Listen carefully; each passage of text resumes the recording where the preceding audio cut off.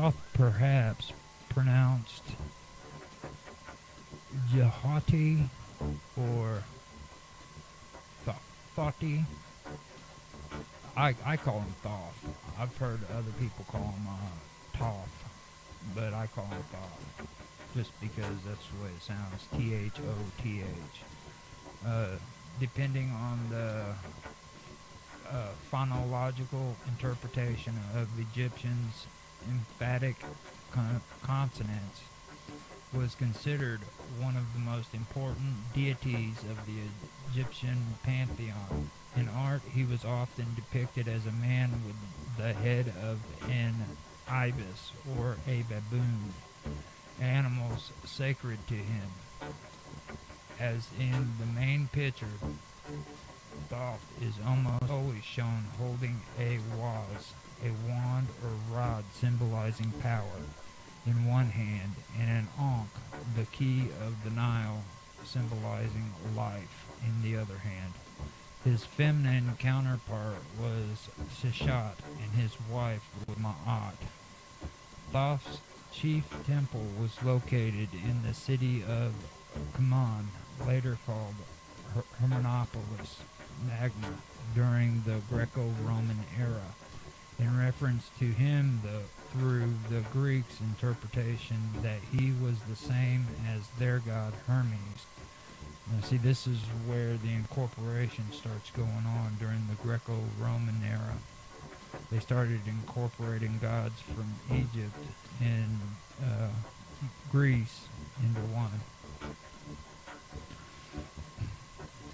Shimonin in the Coptic rendering. In that city, he led the Ogdoad pantheon of 8 principal deities. He also had numerous shrines within the city of Abydos, Hersert, Urit, Per-Ab, Rekhai, Ta'ar, Sep, Hot, Selket,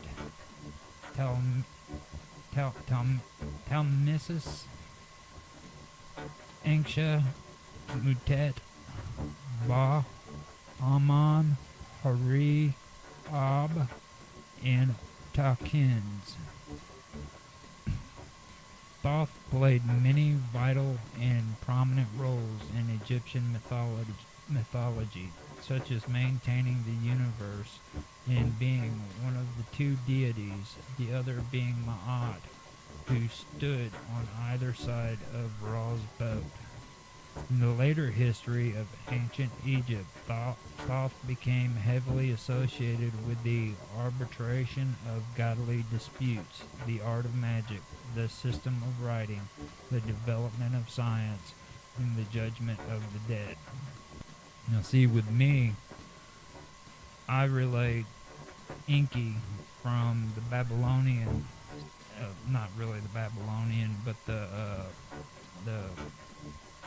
the Sumerians' beliefs as being Thoth. Because, well, if you go according to Sitchin believed that Ra was actually Marduk, the son of Enki. And I personally believe that if his translations are correct, then Thoth would be the equivalence of Enki. Okay. The Egyptian pronunciation of Dwighty, D-H-W-T-Y, is not fully known, but may be reconstructed as Duhati, based on the ancient Greek borrowing Thoth or Thuet,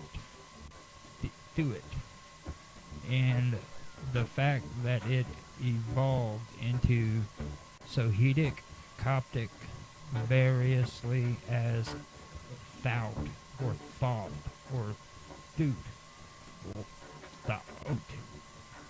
spelled T-H-O-O-U-T, T-H-O-T-H, and T-H-O-O-T. also T-H-A-U-T, as well as Bohairic Coptic, which is T-H-O-O-U-T. The final Y may even have been pronounced as a consonant, not a vowel. However, many write D-J-E-U-T-Y, inserting the letter E automatically between consonants in Egyptian words and writing W as U as a convention of convenience for English speakers, not the transliteration employed by Egyptologists. According to Theodore Hopfer, Thoth's Egyptian name, written as DHWTY, all lowercase, originated from DHW, claimed to be the oldest known name for the abyss. Although normally written as HBJ, the addition of TY denotes that he possesses the attributes of the abyss. Hence, his name means he who is like the abyss. DJEHUTY, capital D, is sometimes alternatively rendered as Jehuti, Jehuti, Tahuti, Tahuty, Tehuti, Tehuty, Zehuti, Zehuty, and Techu, Techu, or Tetu, Tetu.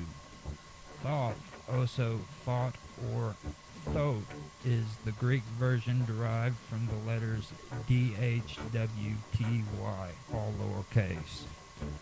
Not counting differences in spelling, Thoth had many names and titles like other goddesses and gods. Similarly, each pharaoh, considered a god himself, had 5 different names used in public.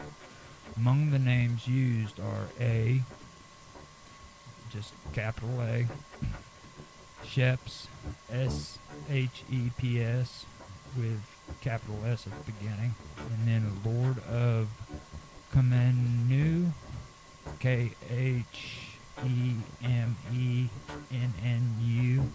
capital K at the beginning, Aston, A-S-T-E-N, Kinti, K-H-E-N-T, capital K, Mehi, M-E-H-I, capital M at the beginning, and then Hab, H-A-B, capital H at the beginning, and Aan, A, and then A-N with a capital A at the beginning. In addition, Thoth was also known by specific aspects of himself. For instance, the moon god Ea, or Ea the Jehuti, which is I-A-H-D-J-E-H-U-T-Y. Now, Ea is also a term that is used with Enki in the Sumerian texts. It is Enki Ea. And then you have Enlil. Just wanted to bring that up. Representing the moon for the entire month. Okay. The Greeks related Thoth to their god Hermes due to his similar attributes and functions. One of Thoth's titles, 3 times great, was translated to the Greek, making Hermes Trismegistus, which is used in the Hermetic beliefs. They incorporated the Hermes Trismegistus, and I've seen photos that were taken during the time that the Greek occupied Egypt, and it's pretty interesting how you see a lot of the symbolism that's there, and it relates to the Hermetic societies. Like, there's actually statues with their foot extended out, which is a symbolic it's a symbol for the Hermetic societies. They always step out with, I think, their right foot, but that's really old school. That's one of their symbols. Okay.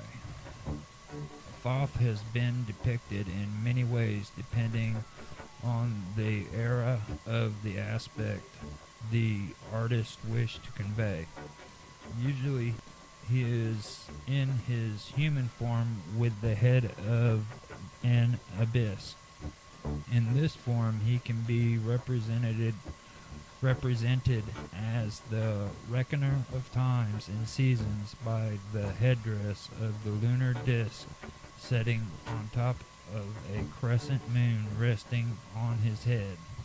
When depicted as a form of Shu or Ankur, he was depicted to be wearing the respective god headdress.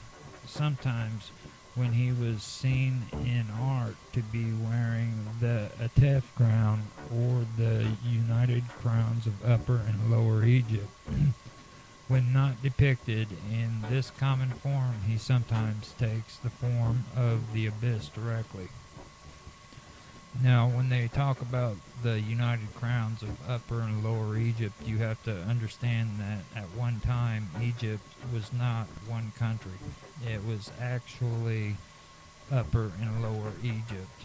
And I forgot who it was, but there was a pharaoh who actually united the kingdom into one kingdom, the kingdom of Egypt that everybody's aware of. But at one time, that wasn't the case. Okay, Thoth's role in Egypt mythology were many. He served as a mediating power, especially between good and evil, making sure neither had a decisive victory over the other. He also served as scribe of the gods, credited with the invention of writing in alphabets, hieroglyphs themselves. Basically, that's what it is, hieroglyphs. And in the underworld, WWOW, he appeared as an ape, on the capital A and then A-N, the god of equilibrium, who reported when the scales weighed the decreased heart against the feather, representing the principle of Ma'at was exactly even.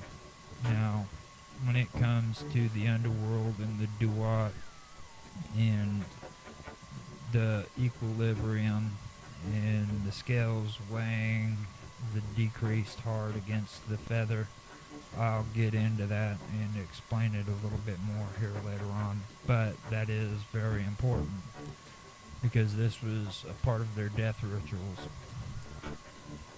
The ancient Egyptians regarded Thoth as one, self-begotten and self-produced.